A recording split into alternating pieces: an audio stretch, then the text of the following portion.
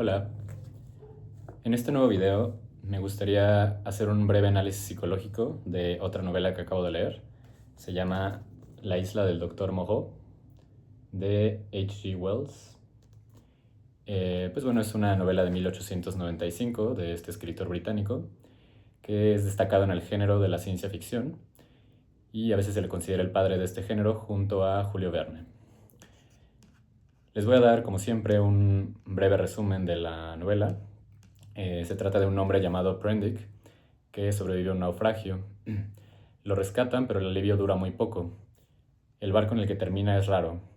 Hay un científico enigmático, un asistente brutal y unos animales que parecen incómodamente humanos. Lo desembarcan en una isla perdida y entonces empieza la pesadilla. En la isla vive el Dr. Moreau, que es un científico expulsado de Inglaterra por sus experimentos con animales. Y lo que hace ahí no es magia ni alquimia, es cirugía, vivisección, cortar, coser, desgarrar, reformar cuerpos.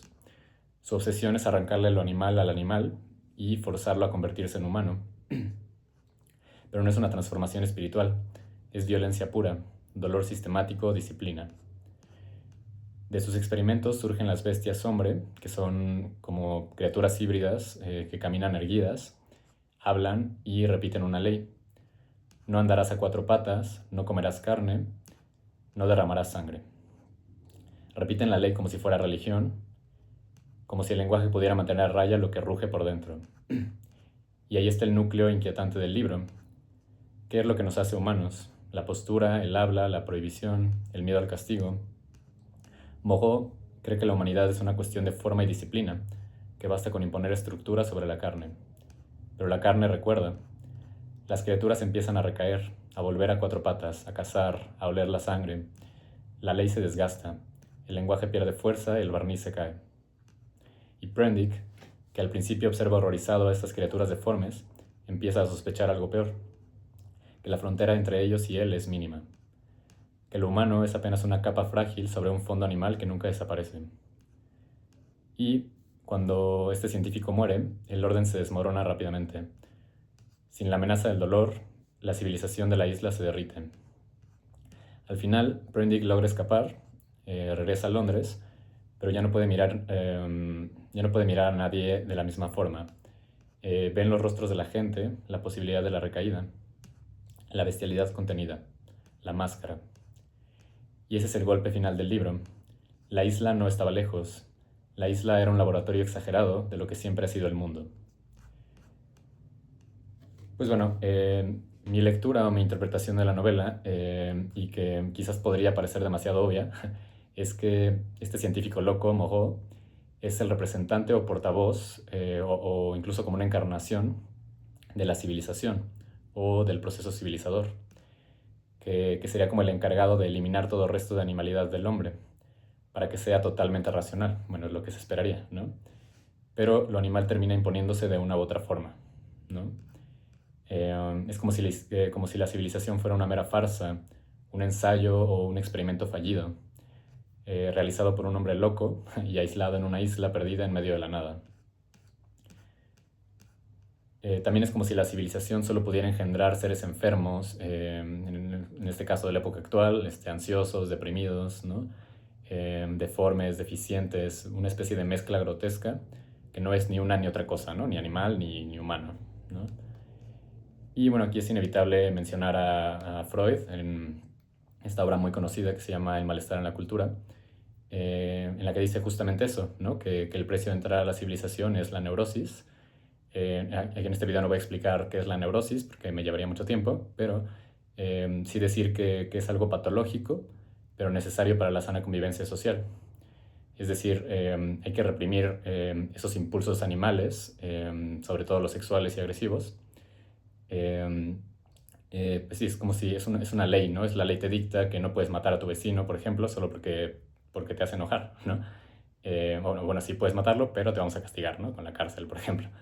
Entonces, pues solo te queda dialogar con él, tratar de resolverlo de otras maneras, y ese es otro de los precios más altos del proceso civilizador, puedes también interiorizar esa agresión, volcar la agresión hacia ti mismo, Y entonces puede surgir la depresión, por ejemplo, ¿no? Un super yo muy sádico, que es como esa voz que te repite constantemente que no eres suficiente, que podrías hacerlo mejor, eres el peor, etcétera, ¿no? Hay niveles, pero siempre tenemos como esa voz que nos, que nos exige, ¿no?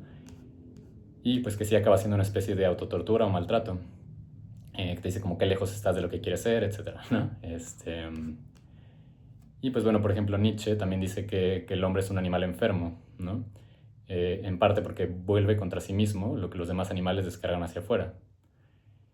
Yo agrego que pues, es un animal enfermo y también deficiente por el simple hecho de tener un cuerpo que enferma muy fácilmente, biológicamente, y que además siente dolor, lo cual lleva a otra de las ideas más interesantes del libro, de las que más me gustó, más o menos hacia la mitad de la novela.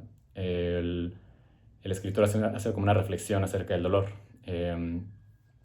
Cuando el doctor le está explicando al protagonista las razones de sus experimentos, le dice, quizás solo en este pequeño planeta, en esta mota de polvo cósmico, existe esa cosa llamada dolor. Luego procede a enterrarse una navaja en la pierna y sigue. Y aquí voy a leer textualmente. Dice, la capacidad, dice, la capacidad para sentir dolor no está en el músculo y no reside ahí. Tampoco la necesita mucho la piel, y solo en algunos puntos dispersos del muslo hay lugares capaces de sentir dolor. El dolor es simplemente nuestra alarma médica interior.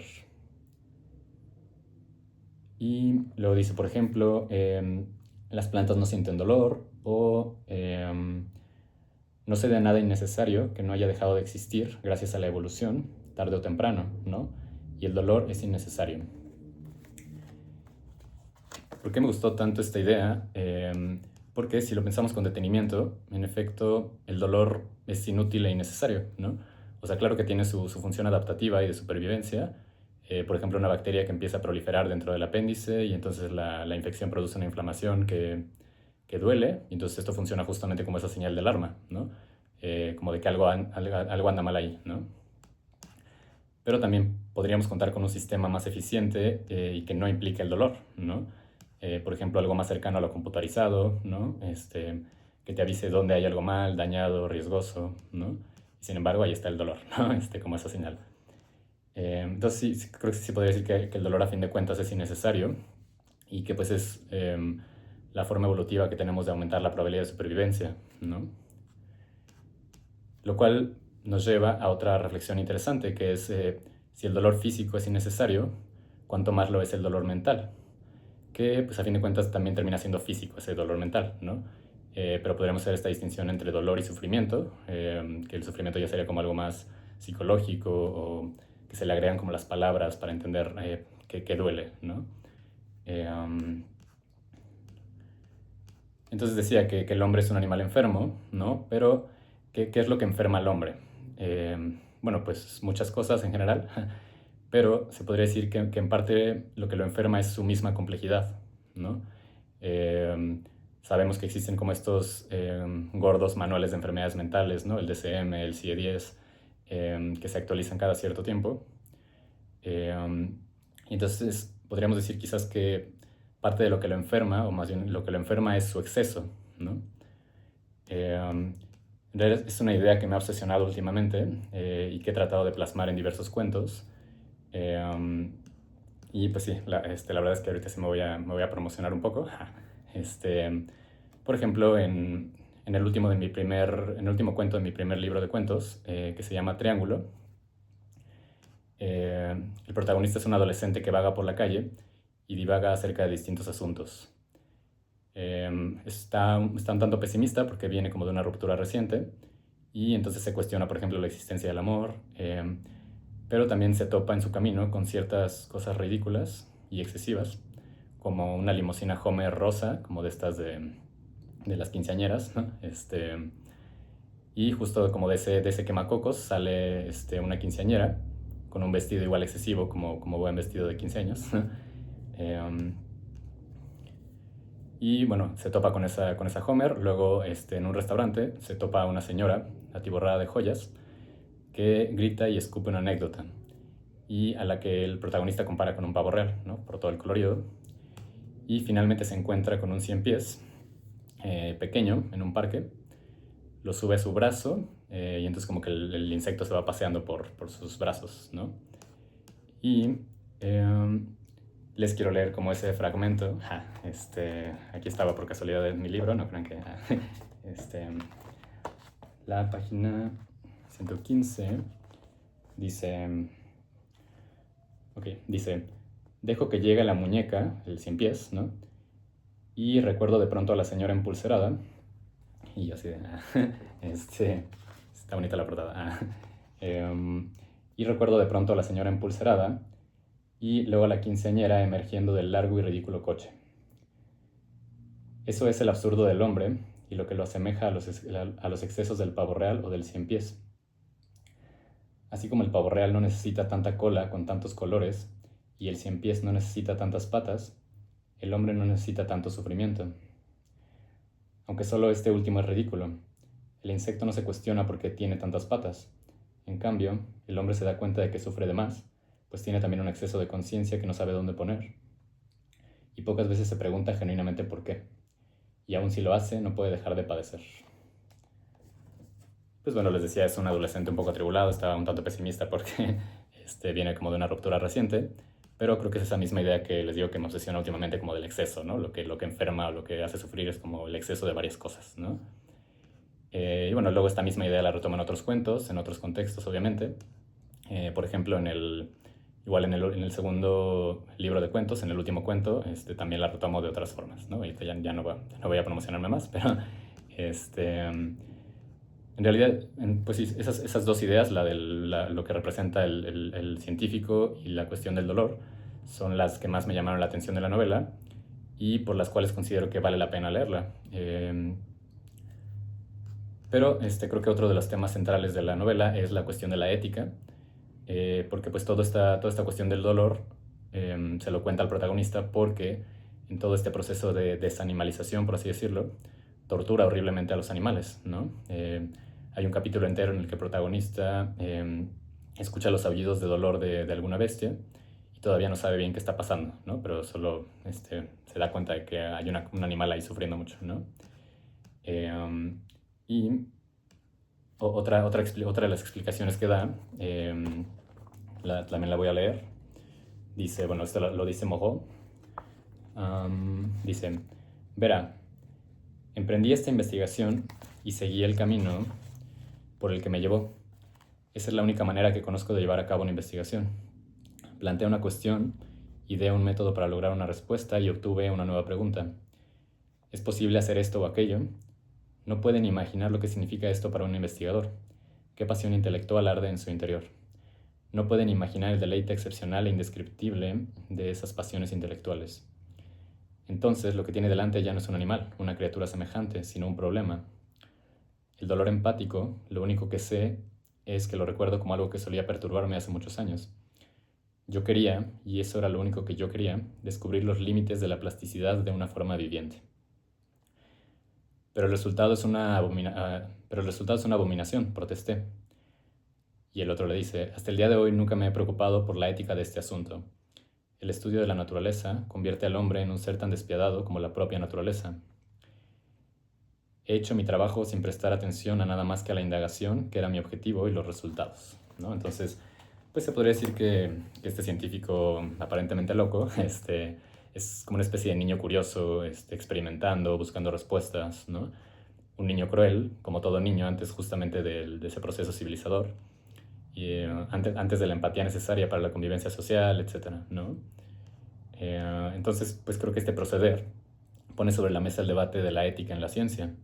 Hace que te plantees diversas preguntas como ¿vale la pena el dolor, el sacrificio de una especie en favor de otra? El hecho de poder nos da el derecho de hacer, incluso de cuestiones como el veganismo, ¿no? Mi vida vale más que la de una vaca solo por mi complejidad, ¿no? O por ejemplo, si te vieras obligado a elegir, ¿salvarías a tu ex o a una cucaracha? ¿No? No sé. Y pues bueno, justo el contexto de la novela es que había como varios debates en el Reino Unido sobre la vivisección de animales y la ingeniería genética. Y eso en el momento en que salió, y el contexto actual, pues justo se acaban de poner en los medios los Therians, ¿no? O sea, como que no, no voy a dar ahorita mi opinión de eso, pero como que coincidió en que justo leí la novela hace poco y surgió esto de los Therians, ¿no? No voy a profundizar en esto, pero no podía dejar de mencionarlo.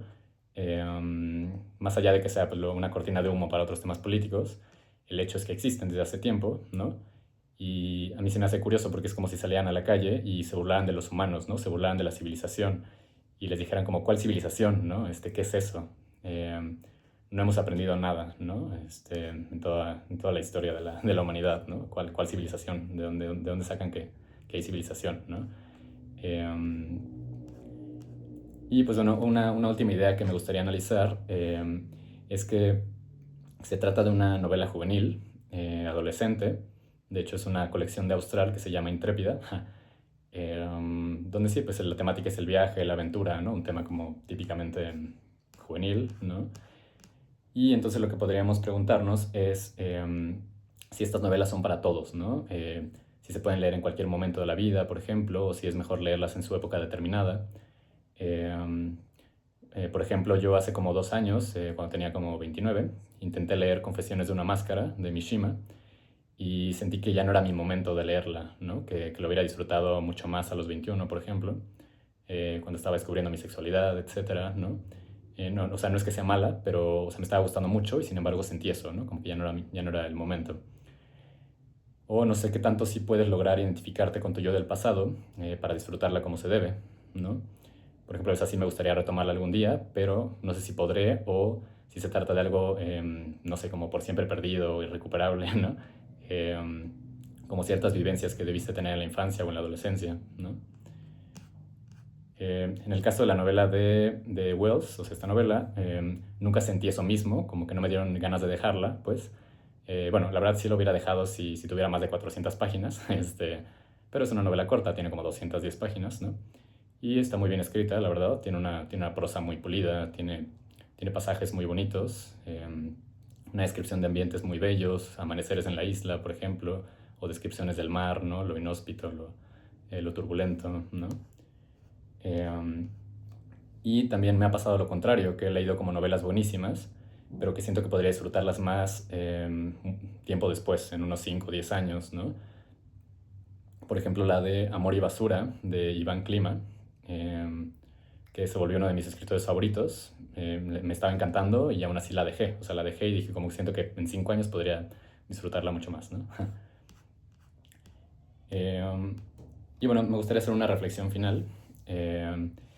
Que, pues no sé, quizás este tipo de novelas llamadas juveniles puedan ayudarnos como a reconectar, por así decir, con nuestra propia adolescencia y sobre todo con sus ventajas, ¿no? Porque se suele ver al adolescente como el atribulado, el irracional, el rebelde, el impertinente, el desafiante, ¿no? Digamos que se proyectan muchas cosas en él. Es uno de tantos chivos expiatorios, ¿no? De la sociedad. Pero creo que muchas veces se pasan por alto las ventajas de esta época crucial, que podrían ser como el espíritu aventurero, ¿no? Novelas son como este tipo de novelas que les digo, ¿no? Como que tienen esta temática del viaje, por ejemplo, En el camino, ¿no? De Kerouac, o Viaje al fin de la noche de Céline, o las de Julio Verne, ¿no? Entonces sí, es como una de las ventajas de la adolescencia, el espíritu aventurero, también como espíritu de lucha contra lo injusto, ¿no? Que casi siempre acaba en resignación e impotencia adulta, ¿no? Este oficinista que era anarquista adolescente, y después como, bueno, ya se volvió el oficinista, ¿no? Otra ventaja de la adolescencia es como la rebeldía productiva, ¿no? El cuestionamiento de todo, y que justamente por eso mismo incomoda, ¿no? Y hace tambalear al adulto, hace tambalear a muchos, sobre todo a los que no se atreven a pensar, ¿no? Entonces, pues realmente son como estas reflexiones, estos debates que me gustaría abrir con este tipo de novelas, ¿no? Si se pueden leer en cualquier momento, si puedes identificarte con tu yo del pasado para disfrutarlas mejor, ¿no? O si ya se perdió por siempre y entonces ya nunca vas a disfrutarlas como se debe, ¿no? Son los debates que me gustaría hacer después de este video, ¿no?